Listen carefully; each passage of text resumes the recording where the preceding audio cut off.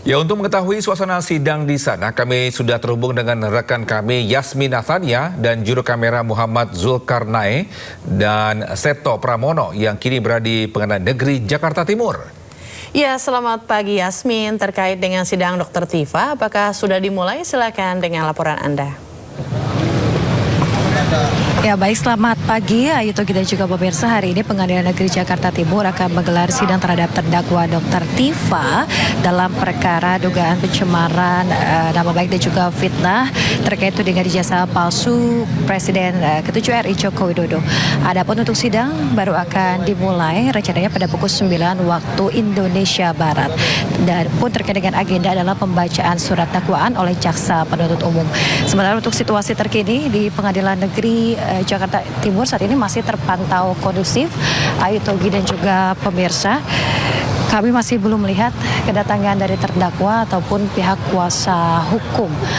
Kemudian juga terkait dengan antisipasi yang sudah dilakukan oleh pihak Pengadilan Negeri Jakarta Timur untuk menghindari membludaknya pengunjung, pihak pengadilan ini sudah menyiapkan tenda di halaman pengadilan agar masyarakat ini dapat mengikuti jalannya persidangan. Kemudian akses masuk ke kawasan pengadilan juga dibatasi. Tadi kami harus mengisi registrasi terlebih dahulu, kemudian mendapatkan semacam ID card khusus pers.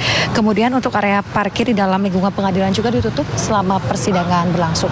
Nah, terkait dengan pengamanan, berdasarkan pemantauan kami sejak pagi tadi, ratusan personil gabungan khususnya dari pihak kepolisian juga sudah mulai berjaga. Tadi sudah melakukan apel di area Pengadilan Negeri Jakarta Timur ini.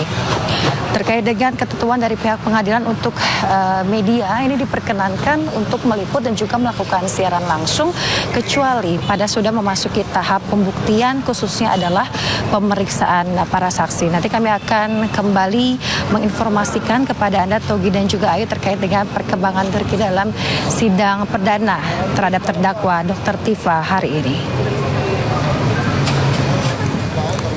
Ya, terima kasih Yasmin Nathania yang melaporkan langsung dari Pengadilan Negeri Jakarta Timur. Selamat bertugas kembali.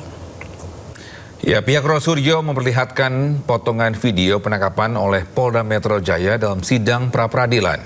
Dalam video tersebut, polisi masuk ke rumah Roy Suryo dan terlibat perdebatan. Dalam video yang ditunjukkan Roy Suryo di persidangan, terlihat petugas menggiring Roy Suryo dari lantai 2 rumahnya. Menurut Roy Suryo, saat penangkapan, polisi tidak menunjukkan dokumen atau kertas terkait dengan penangkapan atau penggeledahan terhadap Roy Suryo.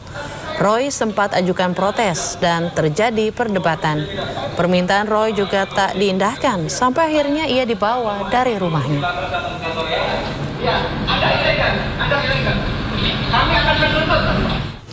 Pemirsa, rencananya hari ini sidang pra-peradilan atau perdana kasus fitnah ijazah Jokowi dengan terdakwa Tifauzia Tiasuma alias Dr. Tifa akan digelar dan disiarkan secara langsung. Namun izin siaran langsung tidak berlaku saat tahap pembuktian atau pemeriksaan saksi.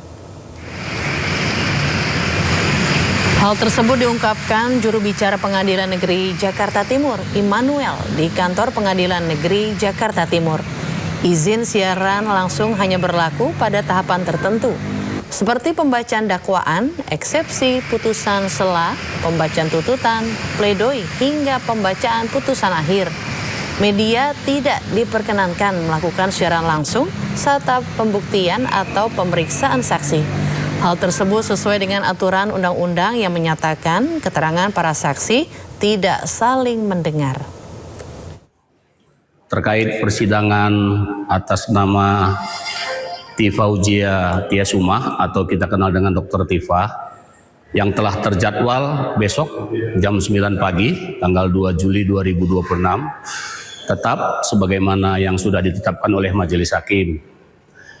Kemudian dalam koordinasi terakhir dengan pimpinan maupun Majelis Hakim, bagi rekan-rekan media yang besok melakukan peliputan, sepanjang persidangan untuk pembacaan dakwaan, eksepsi atau perlawanan apabila ada sampai dengan putusan sela, juga untuk persidangan pembacaan tuntutan, pledoi sampai dengan putusan akhir, Pengadilan Negeri Jakarta Timur telah memperkenankan agar awak media melakukan peliputan secara live.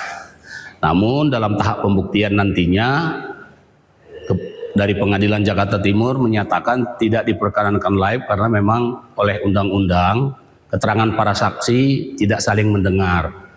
Terima kasih masih bersama kami di Sindo Today. Pemirsa, Pengadilan Negeri Jakarta Selatan kembali menggelar sidang pra-peradilan Rosuryo dalam kasus ijazah palsu Joko Widodo. Sidang beragendakan mendengarkan keterangan saksi dan ahli.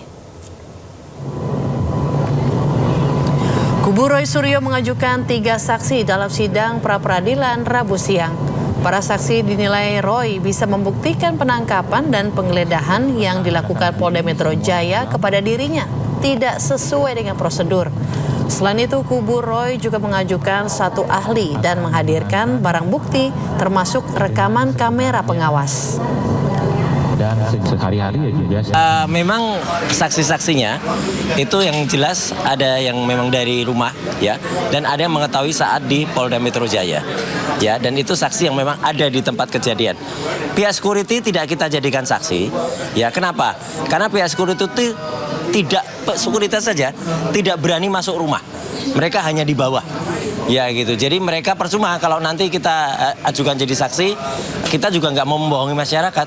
Kalau memang mereka tidak ada di atas, ya mereka nggak tahu. Nah, kebetulan saksi ini ada di kejadian ketika di atas ya, ketika menyaksikan betul saya tidak boleh ganti baju, saya tidak boleh cuci muka, mandi saja nggak boleh, cuci muka aja nggak boleh, apalagi mandi. Ya pemirsa, Anda masih menyaksikan Sindo Today.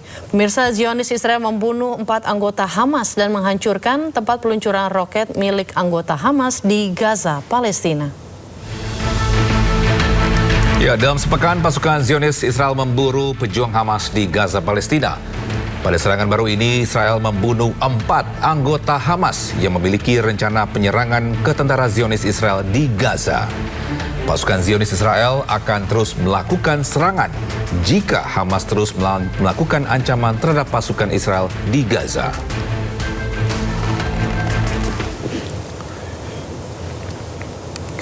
Sementara itu, Zionis Israel juga membunuh salah satu komandan veteran Hamas, Abu Fakir, di Rafah, Palestina.